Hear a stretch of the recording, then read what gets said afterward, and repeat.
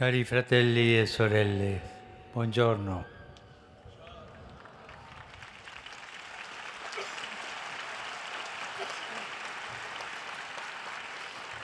In questa catechesi voglio parlare sul tema missionari di speranza oggi.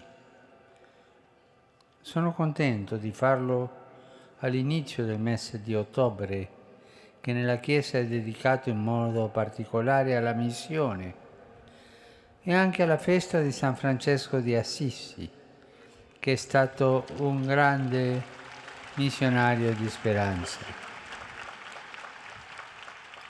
In effetti, il cristiano non è un profeta di sventura. Capito questo? Noi non siamo profeti di sventura. L'essenza del suo annuncio è l'opposto alla sventura. È Gesù, morto per amore e che Dio ha risuscitato al mattino di Pasqua. E questo è il nucleo della fede cristiana. Se i Vangeli si fermassero alla sepoltura di Gesù, la storia di questo profeta andrebbe ad aggiungersi alle tante biografie di personaggi eroici che hanno speso la vita per un ideale. Il Vangelo sarebbe allora un libro edificante, anche consolatorio, ma non sarebbe un annunzio di speranza. Ma i Vangeli non si chiudono col Venerdì Santo, vanno oltre, ed è proprio questo frammento ulteriore a trasformare le nostre vite. I discepoli di Gesù erano abbattuti in quel sabato dopo la sua crocifissione. Quella pietra arrotolata sulla porta del sepolcro aveva chiuso anche i 3 anni entusiasmanti vissuti da loro col maestro di Nazaret. Sembrava che tutto fosse finito e alcuni delusi e impauriti stavano già lasciando Gerusalemme. Ma Gesù risorge. Questo fatto inaspettato rovescia e sovverte la mente e il cuore dei discepoli, perché Gesù non risorge solo per se stesso, come se la sua rinascita fosse una prerogativa di cui essere geloso. Se ascende verso il Padre è perché vuole che la sua risurrezione sia partecipata ad ogni essere umano e trascini in alto ogni creatura. E nel giorno di Pentecoste i discepoli sono trasformati dal soffio dello Spirito Santo. Non avranno solamente una bella notizia da portare a tutti, ma saranno loro stessi diversi da prima, come rinati a vita nuova. La resurrezione di Gesù ci trasforma con la forza dello Spirito Santo. Gesù è vivo fra noi, è vivente e ha quella forza di trasformarsi. Com'è bello pensare che si è annunciatore della resurrezione di Gesù non solamente a parole, ma con i fatti e con la testimonianza della vita. Gesù non vuole discepoli capaci solo di ripetere formule imparate a memoria. Vuole testimoni, persone che propagano speranza con il loro modo di accogliere, di sorridere, di amare, soprattutto di amare, perché la forza della risurrezione rende i cristiani capaci di amare anche quando l'amore pare aver smarrito le sue ragioni. C'è sempre un di più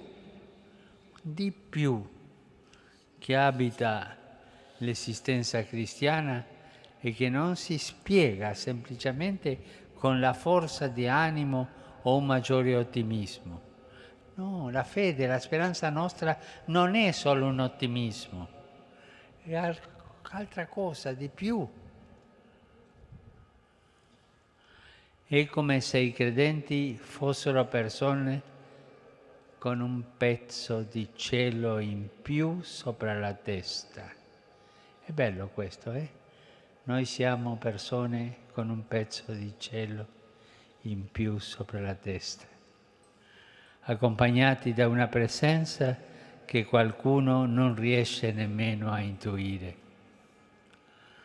Così il compito dei cristiani in questo mondo è quello di aprire spazi di salvezza, come cellule di rigenerazione capaci di restituire linfa a ciò che sembrava perduto per sempre. Quando il cielo è tutto nuvoloso, è una benedizione chi sa parlare del sole. Ecco, il vero cristiano è così, non lamentoso e arrabbiato, ma convinto per la forza della resurrezione che nessun male è infinito, nessuna notte è senza termine, nessun uomo è definitivamente sbagliato, nessun odio è invincibile dall'amore. Certo, qualche volta i discepoli pagheranno a caro prezzo questa speranza donata loro da Gesù. Pensiamo a tanti cristiani che non hanno abbandonato il loro popolo quando è venuto il tempo della persecuzione. Sono rimasti lì dove si era incerti anche nel domani, dove non si potevano fare progetti di nessun tipo. Sono rimasti sperando in Dio.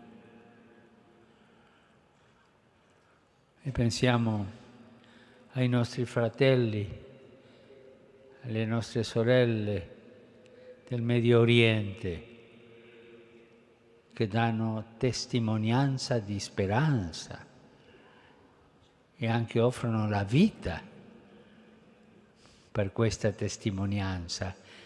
Questi sono veri cristiani, Questi portano il cielo nel cuore, guardano oltre, sempre oltre. Chi ha avuto la grazia di abbracciare la resurrezione di Gesù può ancora sperare nell'inesperato.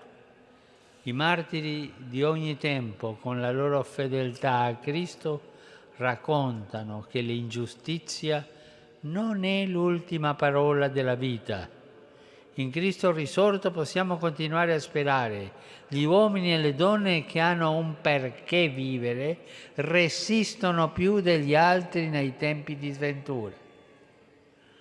Ma chi ha Cristo al proprio fianco davvero non teme più nulla.